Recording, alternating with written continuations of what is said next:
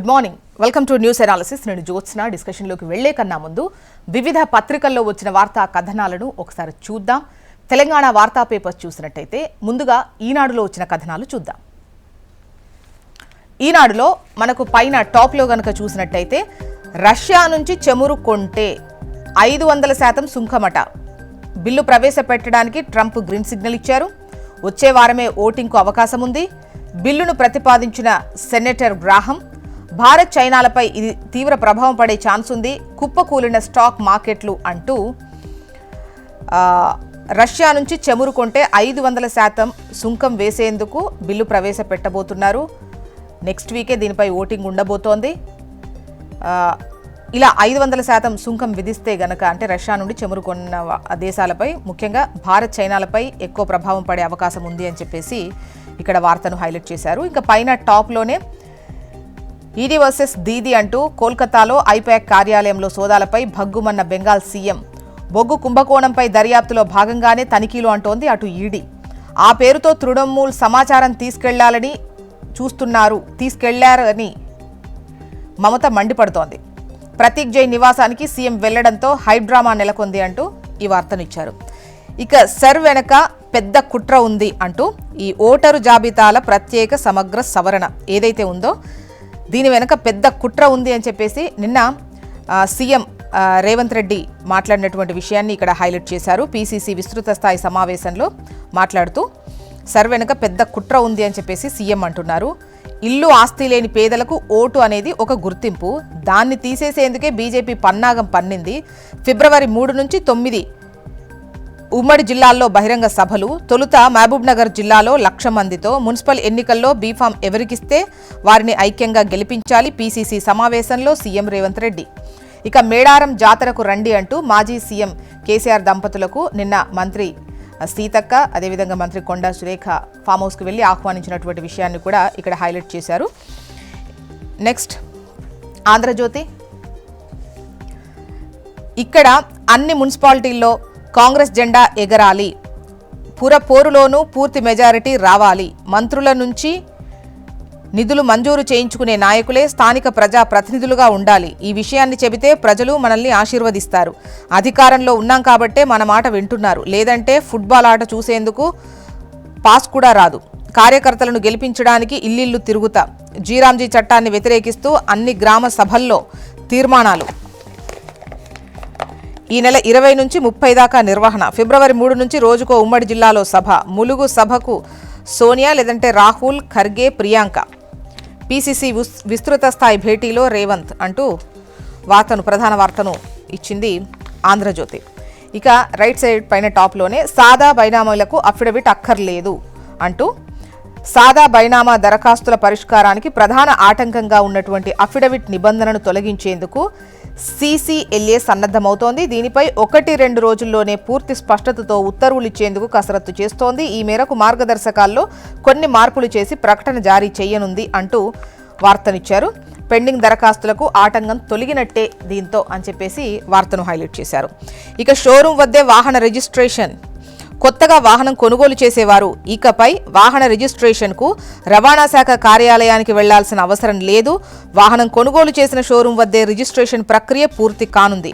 వాహన registration card RC నేరుగా యజమాని ఇంటికి స్పీడ్ పోస్ట్లో వస్తుంది. నూతన విధానం అమలు కోసం రవాణా శాఖ కమిషనర్ ఇలాంబర్తి గురువారం ఉత్తర్వులు జారీ చేసిన విషయాన్ని ఇక్కడ ప్రస్తావించారు. ఇక షోరూం వద్దే రిజిస్ట్రేషన్.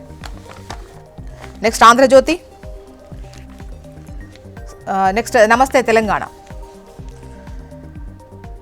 ఇక్కడ నిరుద్యోగులపై లాఠీచార్జ్ అంటూ ఉద్యోగాలు కోరడమే నేరంగా చూస్తున్న రేవంత్ సర్కార్, కొలువులు లేవన్న మంత్రి, కాంగ్రెస్ చేసిన మోసంపై యువత కన్నెర్ర, వరుస ఆందోళనతో దద్దరిల్లిన అశోక్ నగర్. జాబ్ క్యాలెండర్ కోరుతూ నిరుద్యోగుల ర్యాలీ, పోలీసుల లాఠీచార్జ్, పలువురికి గాయాలు, రక్తం కారుతున్నా ఈడ్చిపాడేసిన పోలీసులు. ప్రతి లాఠీ దెబ్బకు సీఎం సమాధానం ఇవ్వాలి అన్న Harish.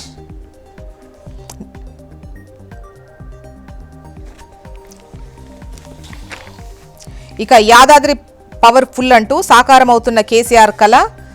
YTPS unit 4 COD success. 72 గంటలు నిర్విరామంగా రన్నింగ్. 800 మెగావాట్ల ప్లాంట్లో నిరాటంకంగా 825 మెగావాట్ల విద్యుత్ ఉత్పత్తి. విద్యుత్ రంగంలో మరో మైలురాయి అంటూ ఈ వార్తను హైలైట్ చేశారు. ఇక కేసీఆర్ అరెస్టుకు సర్కార్ కుట్రలు. కేటీఆర్ హరీష్ను ఎదుర్కోలేకే అక్రమ కేసులు. ఫోన్ ట్యాపింగ్ కేసులో ఇరికించే ఎత్తుగడలు. బీఆర్ఎస్ పార్టీ నేతల పేర్లు చెప్పాలంటూ రిటైర్డ్ ఐపీఎస్ ప్రభాకర్ రావుపై తీవ్ర ఒత్తిడి. మహిళా ఐఏఎస్కు మంత్రి వేధింపులు. బీఆర్ఎస్ ప్రధాన కార్యదర్శి ఆర్ఎస్ ప్రవీణ్. బెంగాల్లో ఈడీ స్ట్రాటజీ చోరీ.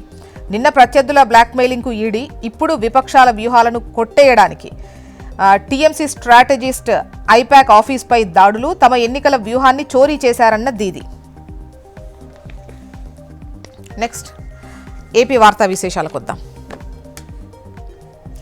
ఇక్కడ మనకు టాప్ ఐటంగా రష్యా నుంచి చమురు కొంటే 500% సుంకం అన్నటువంటి వార్తనే హైలైట్ చేస్తూ నెక్స్ట్ వీక్ ఈ బిల్లు పెట్టేటువంటి అవకాశం ఉంటుంది. ఒకవేళ ఇది కనుక ఆమోదం పడితే, గ్రీన్ సిగ్నల్ పొందితే డెఫినెట్గా భారత్ అండ్ చైనా పైన ఎక్కువగా ఎఫెక్ట్ ఉంటుంది అనేదే ఈ వార్త. ఇక ఆధ్యాత్మిక విధ్వంసానికి జగన్ కుట్ర. తిరుమలలో ఖాళీ మద్యం సీసాల వ్యవహారమే నిదర్శనం. వైసీపీ వాళ్లే తప్పులు చేసి ప్రభుత్వంపై నెడుతున్నారు. వాళ్ల టీవీ ఛానల్స్లో నానాయాగి చేస్తున్నారు. మంత్రివర్గ సమావేశంలో ముఖ్యమంత్రి చంద్రబాబు వ్యాఖ్యలు. ఇక ఈడీ వర్సెస్ దీది అంటూ కోల్కతాలో ఐపాక్ కార్యాలయంలో ఈడీ సోదాలు చేసినటువంటి విషయానికి సంబంధించి వార్తనిస్తూ దీనిపై బెంగాల్ సీఎం మమతా బెనర్జీ భగ్గుమన్నారు. అయితే ఓవైపు ఈడీ చెబుతోంది బొగ్గు కుంభకోణంకు సంబంధించి దర్యాప్తులో భాగంగానే ఈ తనిఖీలు చేస్తున్నామని ఈడీ చెబుతోంది. అయితే ఇక్కడ ఎన్నికల స్ట్రాటజీకి సంబంధించి ఉన్నటువంటి వివరాలన్నీ తీసుకెళ్లడానికి, తృణమూల్ సమాచారం తీసుకెళ్లడానికి పత్రాలన్నీ కూడా స్వాధీనం చేసుకున్నారు అని చెప్పేసి అటు బెంగాల్ సీఎం మమత మండిపడ్డటువంటి విషయాన్ని ప్రస్తావించారు. ఇక సతీష్ కుమార్ అసహజ మరణం కేసును మేమే పర్యవేక్షిస్తాం అంటూ తిరుమల శ్రీవారి పరకామణిలో కానుకల చోరీ ఘటనకు సంబంధించి అప్పట్లో పోలీసులకు ఫిర్యాదు చేసిన ఏవీఎస్ఓ వై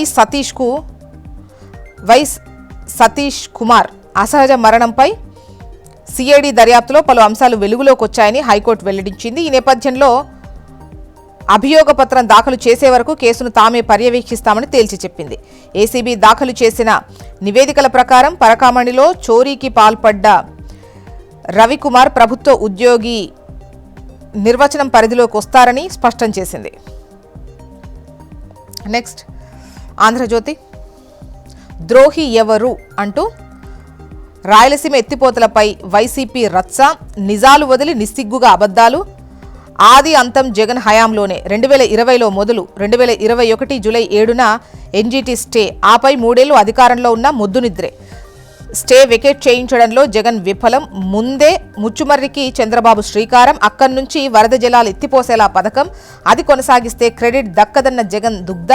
ప్రాజెక్టు పేరు, డిజైన్, హెడ్వర్క్ పాయింట్ మార్పు. తెలంగాణ ఫిర్యాదుతో అసలుకే మోసం అంటూ ఇక మళ్లీ అదే విషయం అంటూ అమరావతిపై జగన్ కొత్త కుట్రలు. లేని రివర్ బేసిన్ను సృష్టించిన వైసీపీ నేత. నదికి 6 కిలోమీటర్ల దూరంలో కోర్ క్యాపిటల్. ప్రభుత్వ ప్రధాన భవనాలన్నీ అక్కడే.